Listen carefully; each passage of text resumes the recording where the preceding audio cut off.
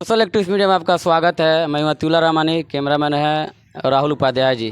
अभी हम लोग बहुत ही एक चर्चित गांव जिसका नाम है झुमका, वहां पे पहुंचे हुए हैं हाल चाल जानने के लिए। यहाँ पे किसकी जो है बढ़त है, कौन सा प्रत्याशी आगे निकल रहा है। हम यहाँ जो खुर्शीद जी, हम इनसे बात करने का प्रयास करते हैं। सर, जैसे यहाँ पे अभी हम लोग आए जायज़ा लेने के लिए, तो यहाँ पे बात हो रही है कि यहाँ पे मतलब तीन तरफा यहाँ पे वोट पड़ रहा है। आप क्या कहना चाहेंगे इसके बारे में?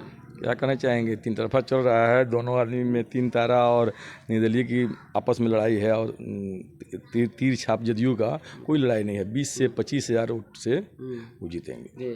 जैसे मैंने देखा था कि आपने लड्डू तौल कराया था खास करके समृद्ध वर्मा के लिए, तो उसमें बहुत सारे लोगों ने विरोध भी किया था कि जो है जो मतलब जो भाजपा का ज़्यादा सपोर्ट करता है, आप एक मुसलमान होकर के फिर आप लड्डू तौल क्यों कराए?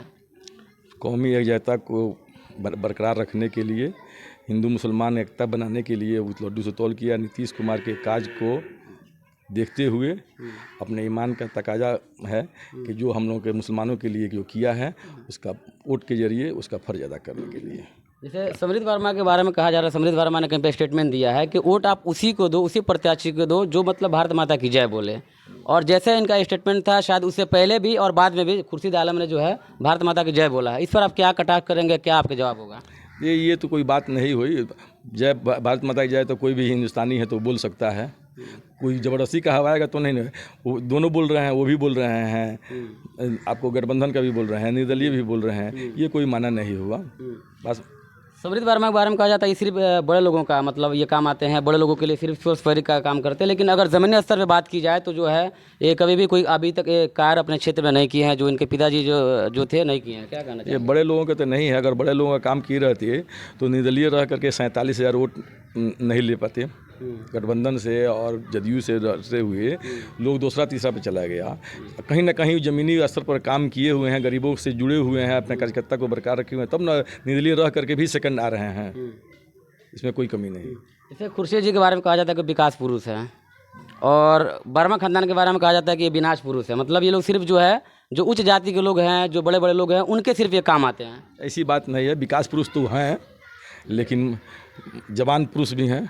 अगर जवान सही रहता तो आज ये दिन लोगों को नहीं देखना पड़ता, वोट मांगने की उनकी ज़रूरत नहीं पड़ती। सारी बातें सही है, लेकिन वही जवान पुरुष हैं। जवान उनका ख़राब है, जिसे लोग को आहत पहुंचाए हुए हैं। लोग अर्श से फर्श तक पहुंचा दिया, लोगों का सम्मान नहीं किए। अगर सम्मान किए रहते तो आज कोई लड़ने वाला यहाँ नहीं रहता। बिस्तर पर रहते और चुनाव जीतते रहते। वही एक कमी है। अच्छा, वीरेंद्र प्रसाद गुप्ता के बारे में क्या कहेंगे?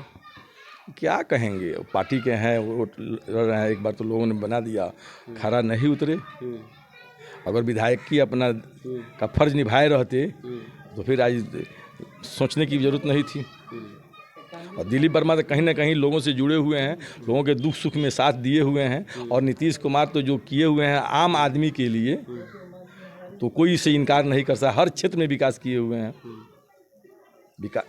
कहा जा रहा है कि बाहरी भगाओ और सिकटा माइनॉरिटी क्षेत्र बचाओ, और बाहरी से सीधे निशाना जो है समृद्ध वर्मा है और जो है गुप्ता जी भी हैं। तो इस पर आप क्या कहना चाहेंगे? इस पर क्या कहना है, जो योग्य होगा। नीतीश कुमार का काज को देखते हुए बाहरी या अंदर की तो कोई बातें नहीं है। नीतीश कुमार के नाम पर सभी लोग वोट दे रहे हैं। जब बाहरी की बात आती है तो अगर हम बात की जाए सिकटा माइनॉरिटी क्षेत्र की, तो एक और नया प्रत्याशी जनसुराज की तरफ से उत्कर्ष श्रीवास्तव उर्फ मनी जी आए हैं।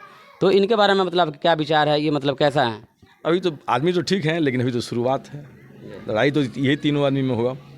लेकिन वो तो नीतीश कुमार के पास जदयू से जो है वो तो 20 से 25 हज़ार वोटों से वो एकदम निश्चित जीत होगी उनकी। क्या आपको लगता है कि कितने मतलब वोटों से मतलब समृद्ध वर्मा इस क्षेत्र से जीतेंगे? 20 से 25 हज़ार वोटों से जीतेंगे लगभग। राज्य में सरकार किसकी बन रही है? नीतीश कुमार की बनेगी। अब बननी चाहिए। क्यों बननी चाहिए? विकास की वजह से। जो इंडिया गठबंधन के लोग हैं, खास करके जो तेजस्वी यादव हैं और राहुल गांधी है, ये लोग भी कह रहे हैं कि अगर हमारी सरकार बनती है हम एक उप मुख्यमंत्री जो मुसलमानों को बनाएंगे। बट ऐलान नहीं किया, लेकिन अंदर से ही बात चल रही है। और ये लोग जो विकास की भी बात कर रहे हैं, रोजी रोजगार की बात कर रहे हैं।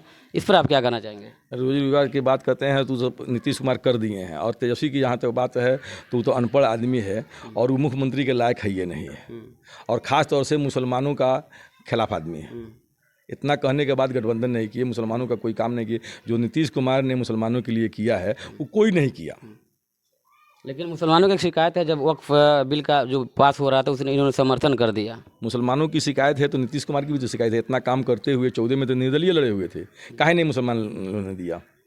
कहीं ना कहीं मुसलमान में कमी है, मतलब बढ़ जा रहा है, मुसलमान बढ़ जा रहे हैं, अपने हक का अदायगी नहीं कर रहे हैं। जो जो आदमी आपके लिए किया, तो 14 में तो भाजपा के साथ नहीं थे, तो मुसलमान लोगों ने क्यों नहीं दिया उनको वोट? सिर्फ उन्हीं को कमी दिखाएगा, अपनी कमी नहीं दिखेगा। जात पात तो मुसलमान कर रहा है लोग, तो मजबूरी है भाजपा वालों की जात पात करना। जब आप काम करने वालों को वोट नहीं दीजिएगा तो मजबूरी में तो जात पात कोई करबे करेगा। तो अभी हम खुर्शीद जी से बात कर रहे थे, जो यहाँ का मतलब दिग्गज आदमी कह सकते हैं, या जो पूर्व सरपंच भी यहाँ पे रह चुके हैं। इनसे हम खास चीज़ बात कर रहे थे, और इन्होंने कहा कि समृद्ध वर्मा यहाँ से जीतेंगे और एनडीए की सरकार बनेगी। आपकी क्या प्रतिक्रिया है, कमेंट बॉक्स में जरूर देंगे। कैमरामैन राहुल उपाध्याय जी के साथ अतिउल्लाह झुमका।